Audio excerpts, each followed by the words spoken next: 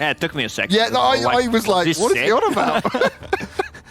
Okay, anyway, he comes here, and not just is he playing in like higher quality games, more games, because there's just there's a more robust player base in EU CIS, but because this tournament's ongoing, everybody's boot camping, everybody's spamming games once their scrims finish, so he's getting to queue, and he's like, oh my god, it's Miracle on IX Mike, this is amazing. And that's legit is the difference. Like, that's just wild. But there's actual pro players here I can play with. Well, IX Mike's a pro player. Not many in NA, he was saying. He's... What? Why? I'm being serious. Are you, Kyle? Are you? Yes. He's one of our most celebrated professional players in North America. Him and Volva. But it's just a limited pro playing pool, Correct. BSJ was telling me. That's the problem. And he said half of them aren't playing most of the time. Well, it's a little tough. You know, there really isn't much NA Dota to play, especially during the pandemic. We got league after league for these spoiled European teams that everybody thinks is good or something. You know, you win 2 TIs and suddenly everybody cares. What about the lads in America who are just trying to get to TI? Nobody cares allowed about you them. to come this far, Kyle, off your hard work and merit. Okay, so what do you get here? Like, they kind of block the Slark pick with Faceless Void. There's too much damage, and this is what Viking likes to pick. This is their position. It's a hero that can be played at multiple roles. Right now, it just feels it's going to be position 5/4, depending what they want to give priority to. But great save against the Chronosphere, and they need the carry that benefits from Empower. There are not many left in the pool. Like, I think Troll would be perfect. One of the reasons why Empire banned it out. What else is there left? Like, not many carries love to play into Faceless Void. Like, you just feel so vulnerable. You can get Jug.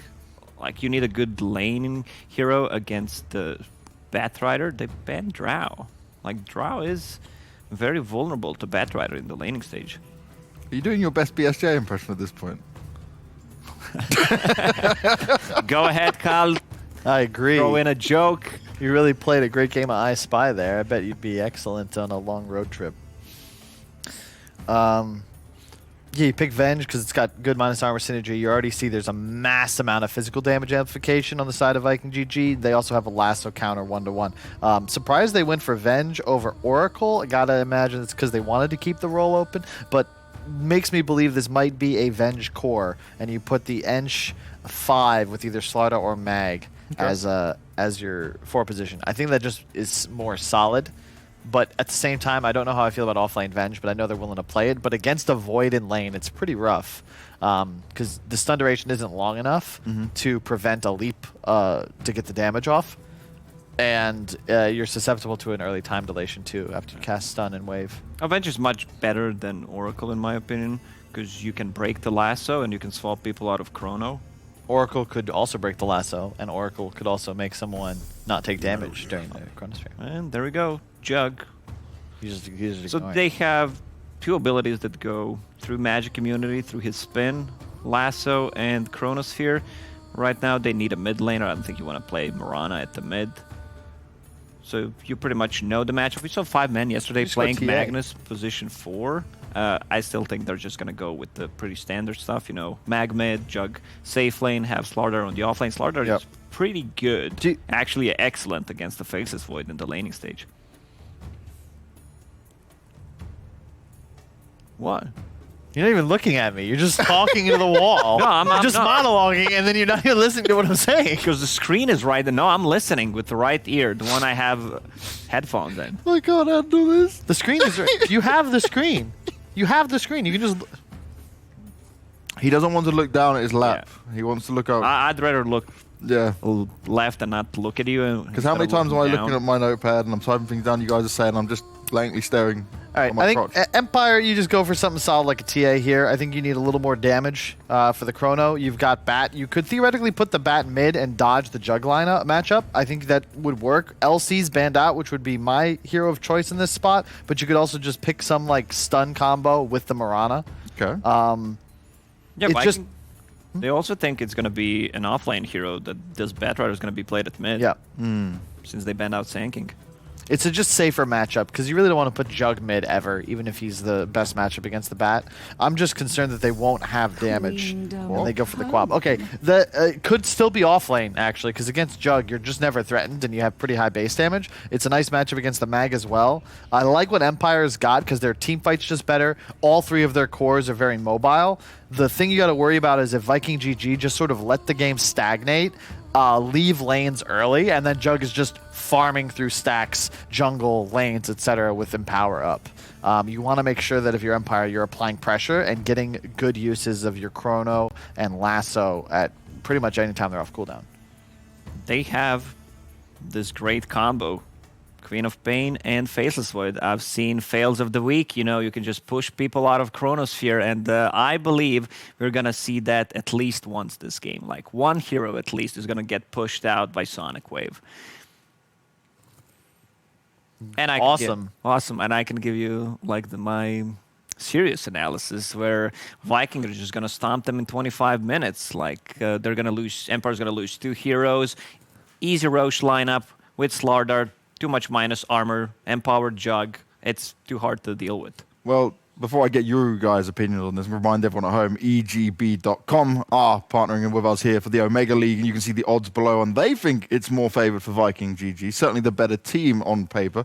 But when it comes to the draft, Kyle, starting with you, who do you think is taking this one? I think Vikings certainly favorited. But I do believe that Empire, if this game is even when we hit the 25-30 minute mark, I think they'll have a bit of an edge. It's really going to come down to the play of the Void. And he could, Void and Quap just have to both end. If they're going to win, if Empire wins, it's because Quap, Void together combined for less than 5 deaths.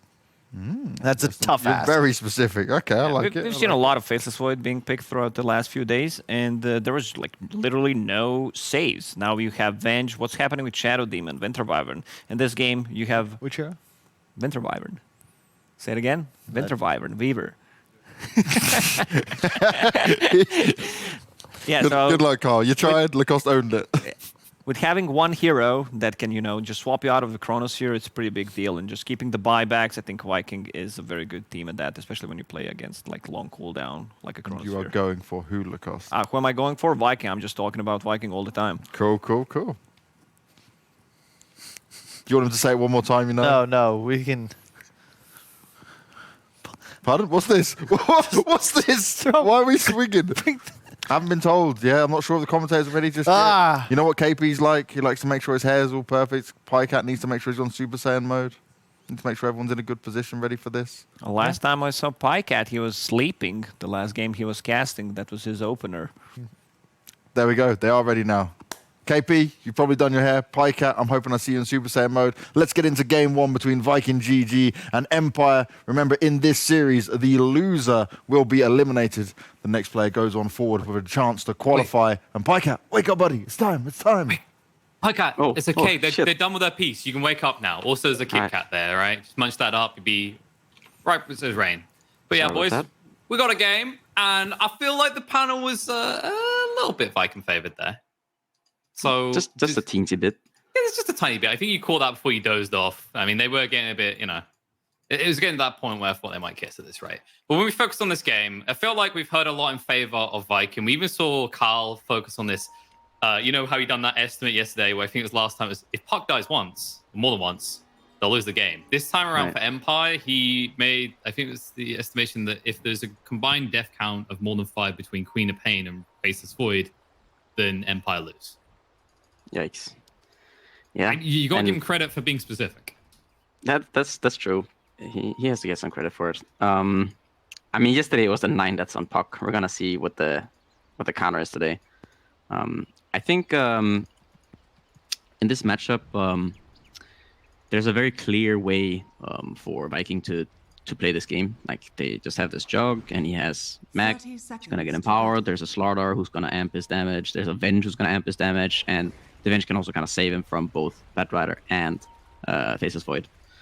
The one thing, though, is that there is this Mag against Queen of Pain in mid lane. And sure, Mag can push the lane, and, you know, he can get his farm, but if this Queen of Pain gets off to a really good start, I think that then Empire could have a good chance, because their heroes they're very mobile, and they're playing into 3 melee cores with a Faceless Void, which is always very nice for the Faceless Void, and they have this Lich to kind of help against all this physical damage.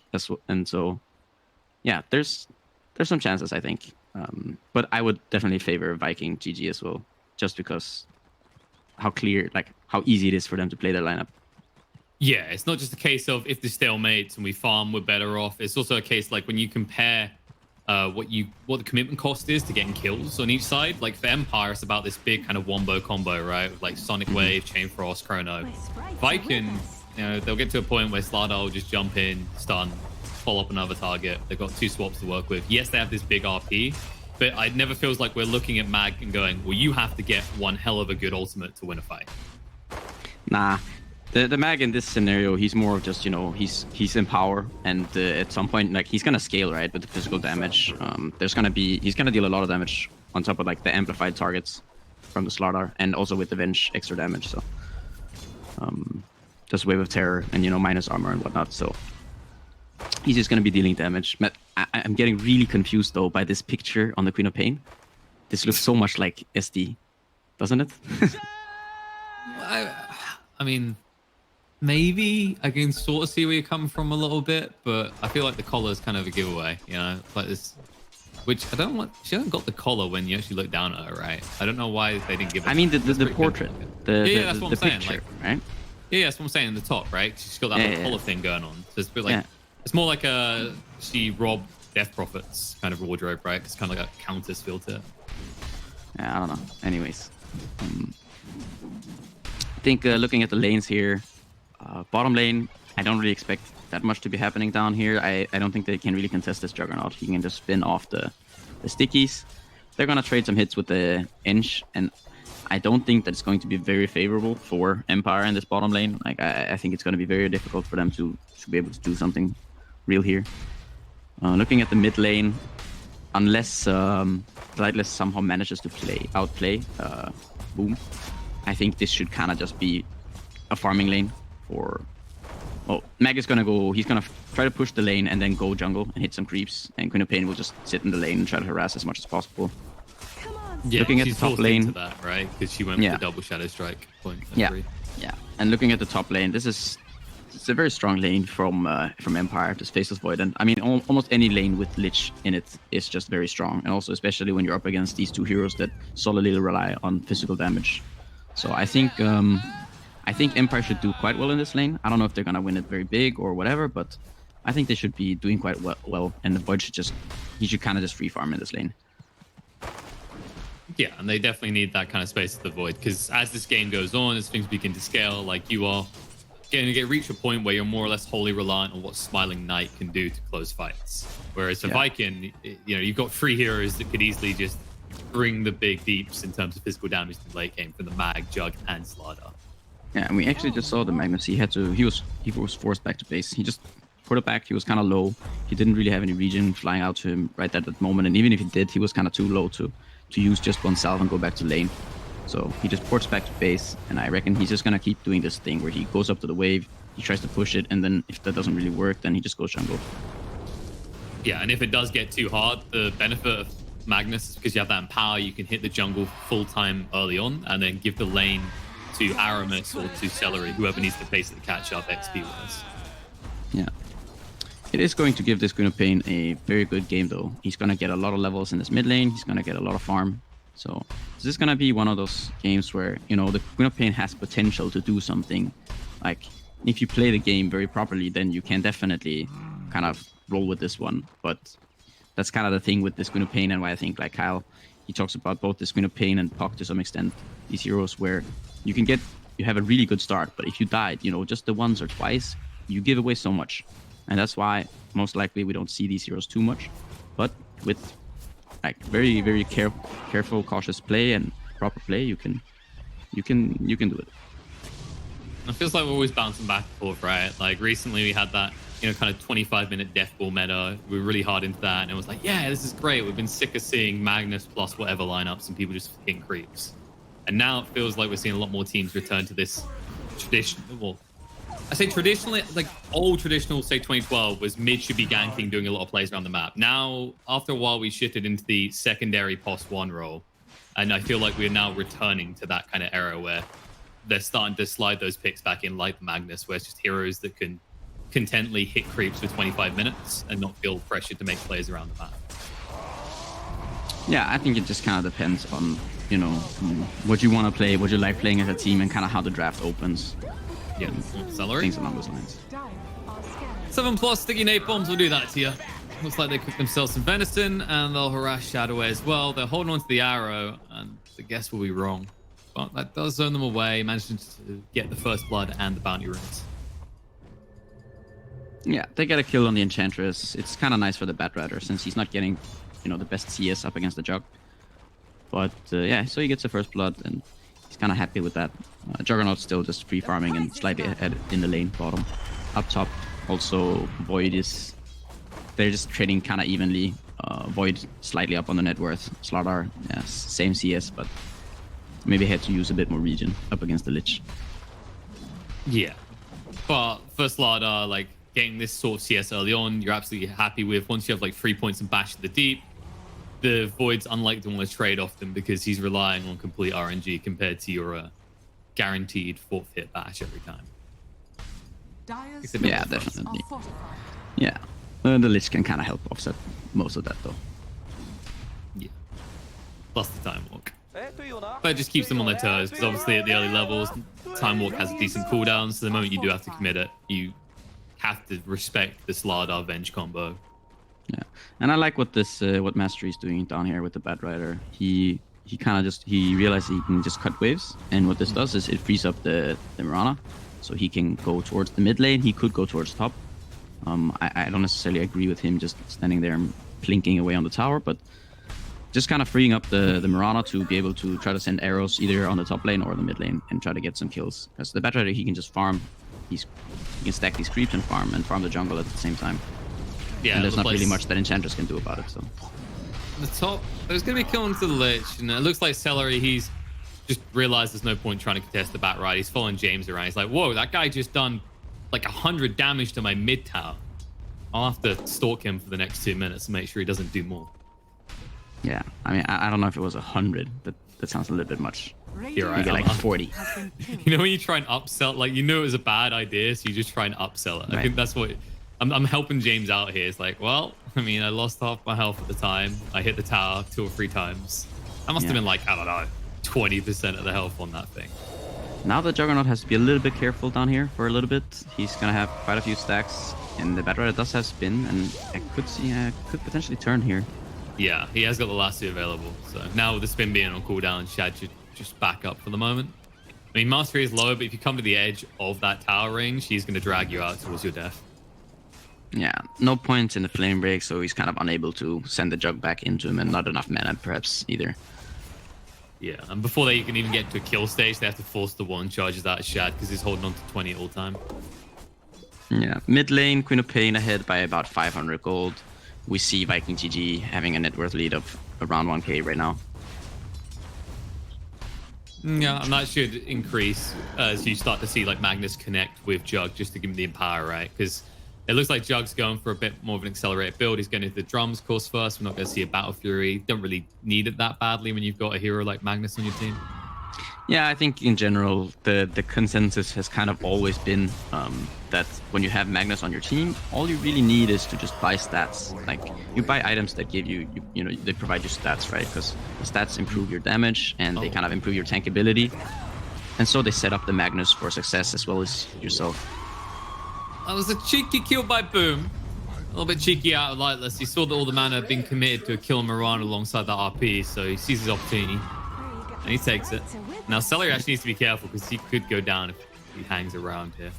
Yeah, I think you're very happy with that trade if you're Empire. You get to use the Sonic Wave with an Arcane Rune. You get a solo kill on the Magnus, so you get a lot of levels and a lot of gold. Mm-hmm. And then, of course, now that the Omni Slash has been used by Shad in the bot lane, that alleviates pressure from Mastery. So all in all, like Empire are cruising at this point. And now the top has Chrono. At this rate, we'll probably be able to get the hands on Chain Frost at the 10-minute mark. Even top will feel a bit reluctant to play for. Yeah, I think they're kind of just like they're going along with this game. You know, everything is kind of just status quo right now. I would say this is slightly favoring Viking GG since they have the lineup that scales a lot easier, like into Roche, into physical damage and objectives. But if the Queen of Pain keeps getting levels, they're also going to scout out this stack now, and they know that they have this stack, so they should be thinking about how to contest this at some point. When the Queen of Pain gets some levels, he can kind of be allowed to play a bit more freely once he gets some items, and yeah, we'll just have to see. Juggernaut queuing up a Diffusal Blade after the drums. I think this is okay. I could see him go, I think maybe I would prefer if he just went Manta straight, because there's going to be more kicks coming out of the Queen of Pain. And just in general, the mobility that Manta gives you is very nice to have when you have Magnus on your team. Yeah, like usually we see people go for at least the Yasha, right? So that you can have that kind of efficiency in terms of farming, be a bit more effective on the clicks, and then you can switch Manta once you see, for example, that Orchid being rushed by the Queen of Pain. It's interesting that he is going straight into the Diffu first. I guess they have heroes that can just immediately fight pretty efficiently off of the laner phase, right? With the Slardar, the Mag. Yeah, the Mag and the Slardar. I mean, the Slardar, he went for this drum build. I'm not entirely sure how to feel about this since, well, I can understand it since the Juggernaut is going Diffusal. Like, the idea, I'm assuming, is that you can kind of just overrun them with these, like, drums on 2 heroes. You have some stats. You're going to be able to fight once you get the Diffusal. The thing is, the Magnus, he's going Echo Saber, like Magnuses usually do. So he's not going to really be able to initiate on people. And going to have an initiation mid. RP. We'll stop him from Lasso, but now Boom with a drop. Nice swap out. Aramis gives his life so someone else doesn't have to. However, that's not going to work that way. As they get a Sonic Wave onto 2 after Batrider catches up with Lasso. And Celery able to walk away. They don't want to deal with him. They just want to open up a push on the tier 1 tower. And I don't think Viking can contest this, because even when the Mag is up, they've now committed the RP. And they don't have any instant form of initiation because of those drums you mentioned earlier. Yeah, we're going to see how much they kind of pay off, like what the trade-off will be. Like, he's obviously going to be a bit more tanky. He has some, you know, maybe some attack speed once you pop those drums, but I think personally I would have liked to see something like a Blink Dagger. Just kind of rush it, and that way you're going to be able to play the game quite easily. Just a nice solo kill on top by Shad. This stage, any kill with Omni Slash is worth it. Do you think it's maybe the Viking, like, we've already identified if they want to get in a farming race, they'd win. But it's almost like they've decided that because we have this inherent ability to farm at any stage in the game, we want to heavily pad our early mid-game presence to try and curb off where Empire is maybe stronger. Yeah, I mean, like, I can see the idea of this drums. You know, it is to get some more stats, and yeah, there's something there with the, you know, you get some mid-game, but I feel like buying a Blink Dagger and kind of, in a sense, you make it so that the enemy team is scared of playing the map, which then makes them a bit more conservative with their farming and where they're moving on the map, which in turn actually lets you farm more. So by buying a Blink Dagger, you're kind of investing in the enemy's inability to play the map, which allows you to play the map better. That's true. Maybe the other angle for Toby is he doesn't feel like his other cores want to fight yet, so he felt like he had this window where if he got Blink, there isn't a looming threat on Empire's head, or over Empire's head, because at all times, Empire's fully aware the other 2 cores are just off in the jungle hitting creeps. Yeah, no, for sure. There's definitely something to it. I still could see, you know, a Slardar and Avenge they can smoke up. This Queen of Pain would be quite an easy target. But nonetheless, he has drums, and I'm assuming he's going to go for a Blink next. We're going to see here. And we see now Juggernaut. He opted to go for the Yasha into Manta instead. I think this is a much better choice.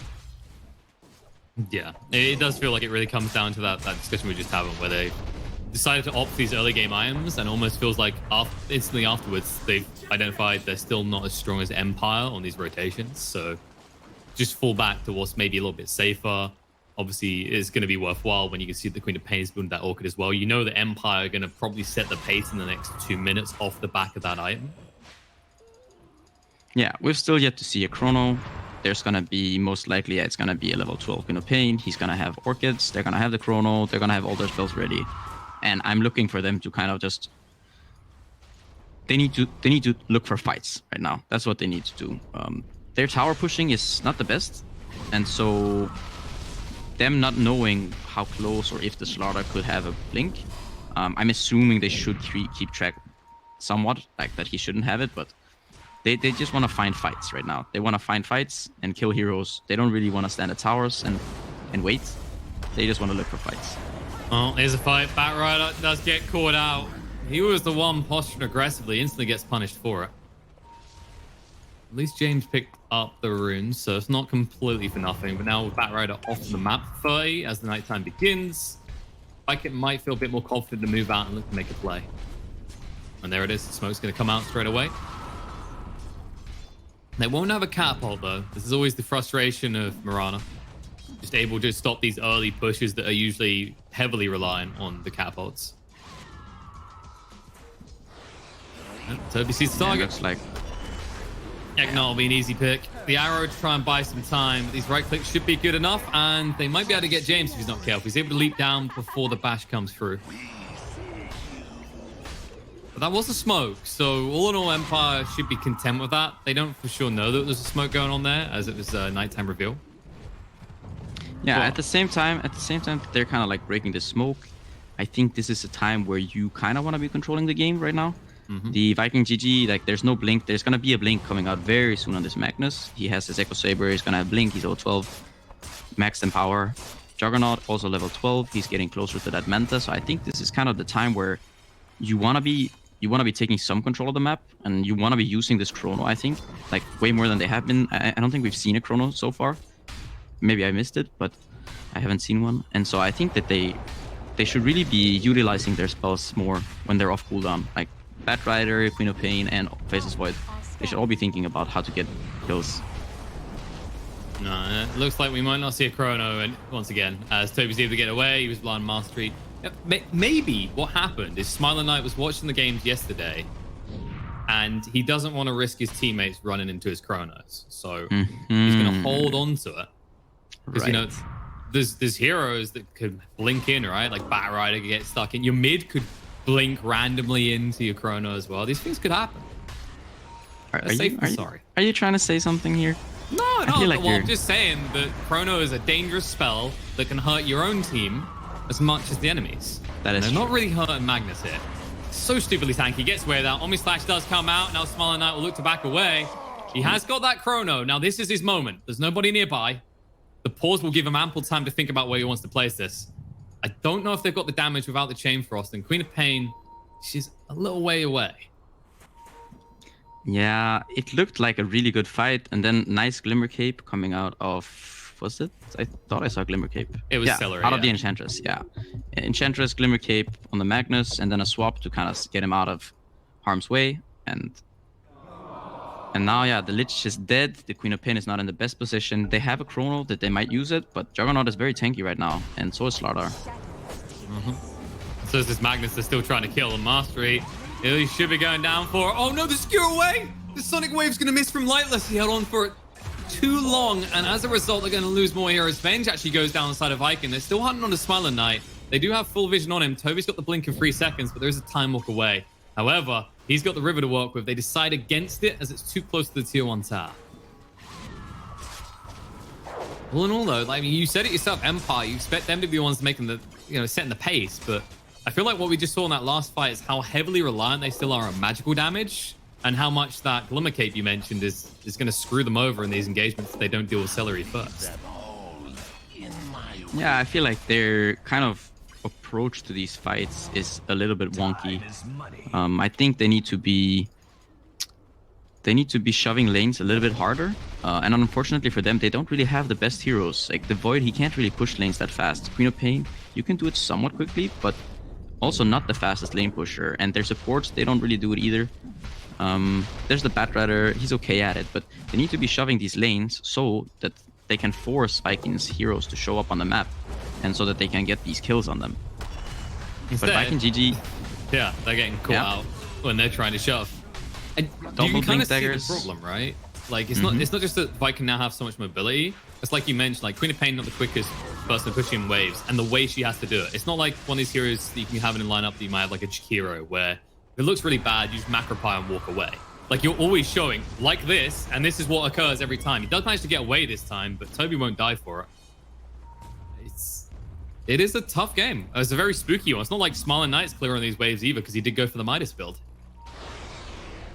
Yeah, it's definitely a very spooky game because there's so many plays for Viking to have right now. Like they have these 2 Blink Daggers, they have the Venge. They're not gonna pursue the kill on the Void. We've still yet to see a Chrono, and he's going for the SNY. I'm assuming this is going to be disassembled into Manta and Halberd, which kind of makes sense in this game. But yeah, Vikings, they have so many options. They can make plays with the Magnus, they can make plays with the Slardar. The Venge can kind of join anyone. They have the option of killing Roche. They're pushing lanes very quickly. And it makes it difficult for Empire to play because they have these 3 kind of squishy heroes in Void, Bad Rider, and Queen of Pain. And they have to be showing on lanes to push them out so that they can make kills possible. But that gives opportunity to Viking. It's also the fact that almost anyone on the side of Viking can go to these lanes and kind of confidently push, right? Like when you think about Empire, their supports are reluctant to approach these lanes to try and shove stuff out. Whereas half the time, Celery is just casually in the lane hitting creeps because he knows he's not an easy target for them. They'd have to commit big ultimates onto a POS 5, which they're reluctant to do. Yeah, I mean, the Lich, he can go up and he can drop a Frost Shield on some creeps, right? And, you know, Mirana can throw some arrows on range creeps and kind of make the creep wave go the other direction. You know, that's kind of what you're wishing for. But yeah, not the fastest way of clearing waves for sure. No. And they're just trying to have the wave casually push down this tier 1, but Viking have kept it up with 50 HP. They probably won't deny it just yet. Maybe if they could get the Dire tier 1 killed first, they'd be a bit more content. The problem is they barely put any pressure onto Empire's mid. Yeah, and that's kind of just the Magnus Queen of Pain matchup so far. Like, I think what they're doing now could be a good move here. They definitely are going to push faster than the Empire lineup. They're all rotating towards top. They're gonna take this area. I wouldn't mind if they kind of swung back mid and went for this tower instead, as it kind of opens up Roche more so, or even just snuck into Roche. Yeah. They're lingering around, but they've just lost their tier 1 in the mid. So if they did decide to go for that early Roche, they have less TP points now, right? They've only got their tier 1 top, which might make them a bit more reluctant to try and sneak a quick one. Yeah, they don't necessarily even have to force the Roche. I mean, what they can do is they can just kind of like show up in this area, like linger around this area, like go to top, force Empire to come back, and then they just return back to bottom, and they're gonna push the lane so much quicker. The one thing Empire have is they have this Bad Rider with some nice mobility, so they can kind of, you know, play the map quite quickly. But at the same time, you don't want to keep playing this game forever if you're Empire. You want to be able to start making some kills happen, because sooner or later there's going to be a BKB on the Magnus, there's going to be a BKB on Slardar, and Jogger is just going to get tankier and tankier. So it's not going to get easier for Empire to play. Eknart is not tanky at all. Life is definitely not easy for the Lich as he gets chased down. But he'll say, I tanked the gank for my teammates, so I don't have to. But this is always the problem, right? Like you mentioned, they're going to try and force Empire top. And they have to come top to defend a potential Roche situation. All the while knowing that they can never do it themselves. Like you look at their lineup, they're not capable of taking early Roches. Whereas, as we're about to see with Viking, now with that level 2 Corrosive Haze, they're going to just erase this big boy and take his heart and use it as a second life. Yeah, it's going to go down so quickly. Empire just saw it scouted out, but we're still already dead. Yeah, no opportunity for the first Chrono of the game. Instead, he's just got to run away. Yeah, and I kind of have to wonder, like, what's the idea here? Like, are they actually just gonna be content to keep going late game? Like, the Enchantress it's not gonna be the absolute best scaling position 5, and Venge is okay. The swap can definitely be very helpful later on in the game, but it is pretty dicey, I think, to keep playing this game for Empire if they don't make something happen. Yeah, you can see them potentially being able to like bounce back in that hyper late game situation as it is a Void, but that's a long way off, and Bat Rider is a long way off living as he gets caught out on the enemy territory. They'll hunt for Eknard again. He wishes he was the one with a Glimmer Cape instead of Celery, as they'll be able to find him. He'll be a blink away by the Quap. However, there is a swap onto Mirana. James can't get out in time. He knows he's going down. So 3 dead on the side of Empire. Already taking the tier 1. Viking are going to continue the push because Shad never left that mid lane.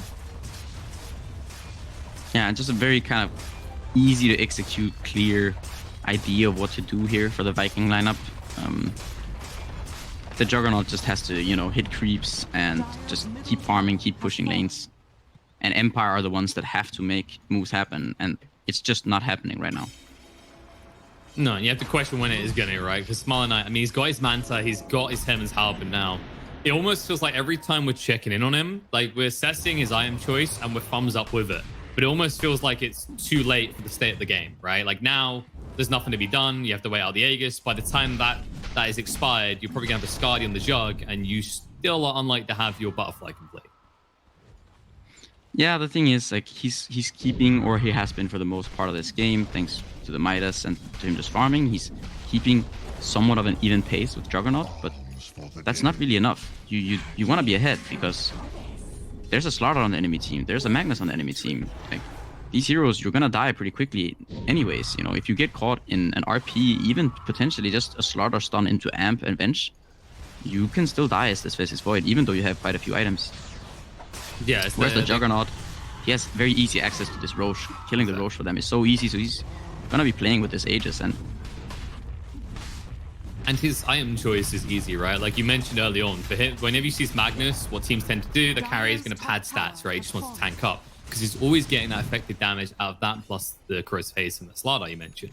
Whereas for Faceless Void, it almost feels like we're sitting there going, you kind of need to tank up, buddy. But we also need you to have a crap ton of damage, because eventually all of our heroes, the damage output in these fights is going to fall off hard. yeah. And for people thinking in general, like, it's only a 4K advantage at 26 minutes, and we're kind of reiterating how, you know, the game is in Vikings' hands and how Empire are the ones who have to play. And this is kind of because this is how it feels when you play these type of games. It's you feel the pressure, because you understand yourself that your lineup is not going to scale just as well unless Empire have some sort of idea where they think they're going to be taking this late game. And if that's the case, then, you know, maybe they have some information that we don't. But otherwise, the idea is just, you know, they can sense that they're getting kind of out-farmed and the pressure is on them. And that's why we're kind of mentioning it. Yeah, it is. I think the other way to like think of it is when you look at the way that you're building, and James will TP out, by the way, just about gets out.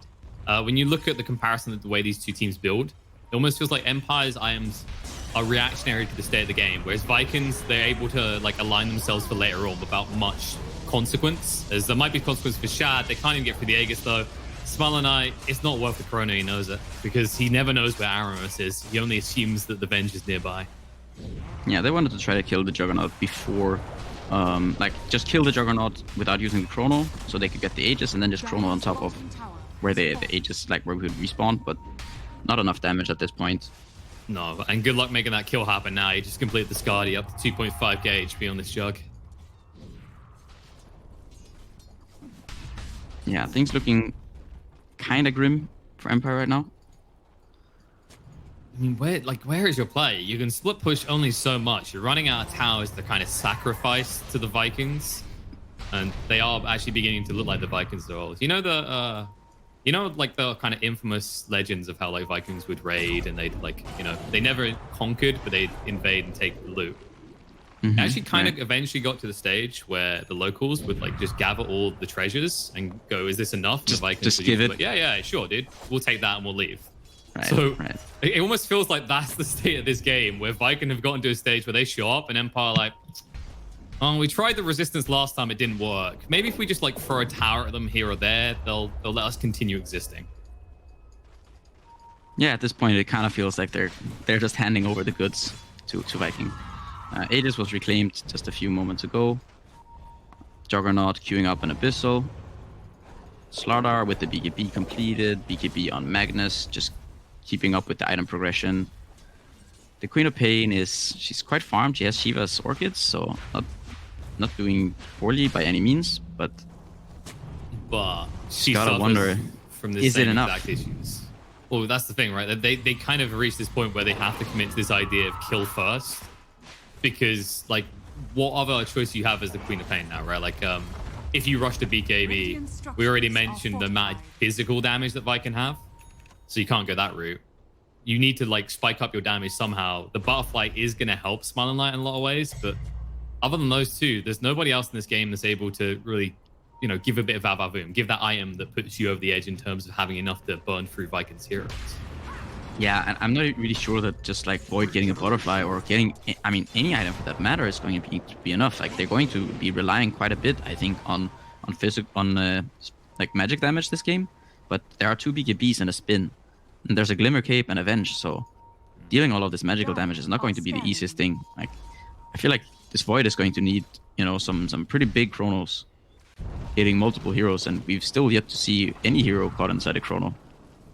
No, right now, like I almost feel like I'm in the minus Smiling Knight. He's picked up his butterfly. It's like maybe if RNG favors me, they'll just miss more than 35% of the attacks, and I can eventually win the fight.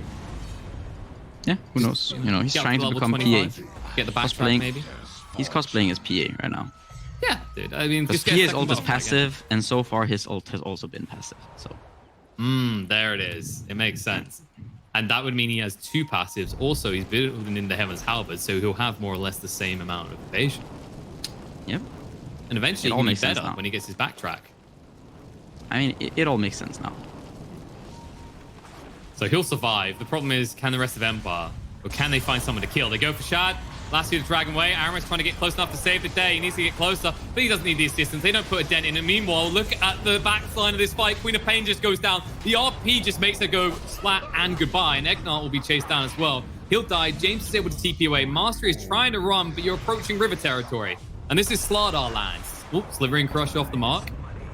They're going to activate the drums and chase forward. They have full eyes on. He'll go for the 4-staff TP away, but that ain't going to be good enough. They charged up and primed that bash just for his face, and another one dies. Now a 10,000 net worth lead all of a sudden for Viking.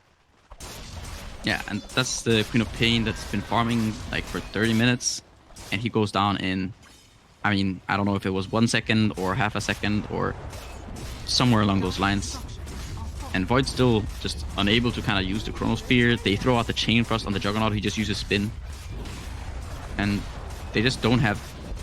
There's just not that much that they can do at this point. No, you can feel the desperation when Quap went that deep, because she was clearly trying to just keep eyes on the Venge and make sure that they can't go for that swap. But they didn't even need it. I think they done maybe 15% damage to Shad before he got that spin off. Maybe 15%. Yeah, I'm trying to be generous here. You know what we say? We inflate the numbers to make them feel better about themselves. And, you know, it's like right now, you know, one number I can't increase is the amount of chronos we've seen this game. It almost feels like Smiling Knight is trapped in the perfectionist mentality, right? You know when you first start playing Dota, you're like, if I hit a 5-man black hole, we'll win this game. If I hit a 5-man chrono, I can win this game. But it's never going to happen. Viking do not need to stack. Like, you look at the way their heroes work. Best chrono situations, what, maybe 3 heroes if you're lucky? Yeah, and you know, it is against a vengeful spirit, right? So he has to catch he feels like he has to catch multiple heroes in the chrono. Here we go. This has to be the one, right? Yes, there we there it go. is. It's the chrono, and there's the swap straight away. All right, so you kill off Aramis. The buyback comes out for Batrider. Even takes long to kill off Aramis. Now Smiling Knight needs to be careful himself. Time walk towards the south side of the fight, because Boom with BKB is hunting this Queen of Pain. Lightless is going to die off and be brought down. Now they can turn their attentions fully to the rest of Empire, who've already committed 2 of their buybacks. They know where Smiling Knight is, and it is Toby's territory, as you're about to find out. But you can't blink just yet. The Flamebreaker is stopping him. He does have full eyes on, and I don't know if this Faceless Void is getting out of this. Maybe if the mischance works. Here we go. So far, it's kind of working. But with reinforcements coming, I don't think it's going to work for long enough. The disarm is on him to make sure he can't bash in return. He's running out of mana. And the arrow really won't change the outcome here. Smiling Knight keeps trying to move away. The supports are here to assist him, but the drums get activated and Shadow chase him down. Just trying to burn that mana. I think Smiling Knight might get away with this, but they are going to sacrifice supports. Eknart gets brought down. That's his dieback. And while, yes, you did just keep the Faceless Void alive, the way that chase went conveniently moved Viking towards the lane they now need to push. Smiling Knight, he survived. But He at what did survive. cost? At what cost? Well, I mean, he did have to give up that perfect rate of 0 chronos this game. Yes. It did get him a kill. Not the On the kill he bench. was looking for, though. Yeah.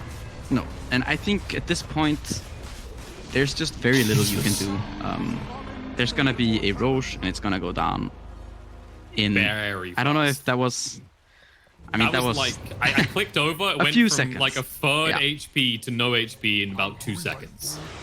Yeah, and I think that I mean, Empire, what they can do, they can try to kind of get any sort of fight. I mean, like if you're Void at this point, I feel like you queue up a Rapier and you kind of hope for the best.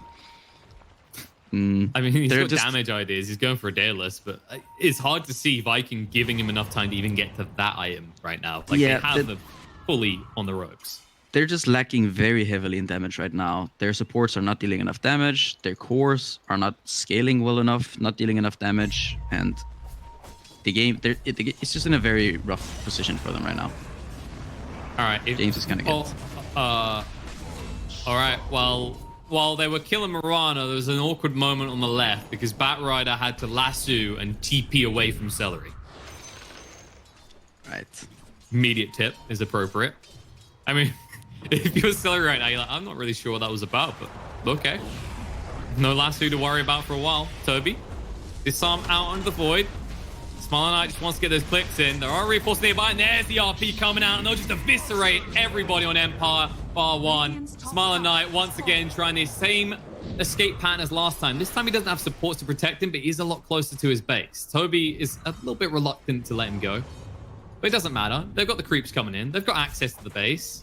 Even bot lane's pushing in, so if they want to go for Megas, they can shift over their layer. Yeah, they're just gonna play it safe. I feel like they could almost just kind of just start hitting the tier 4s. I feel like there's not that much that you can do if you're Empire at this point.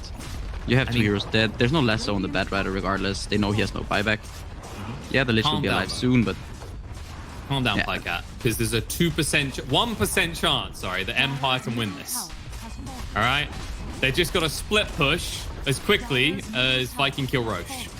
And they're not doing it. That's a GG. Yeah. Well, that was a pretty underwhelming end to a game, although we kind of knew it was going this way, right? Like, was there really a point where Empire felt in control of this game?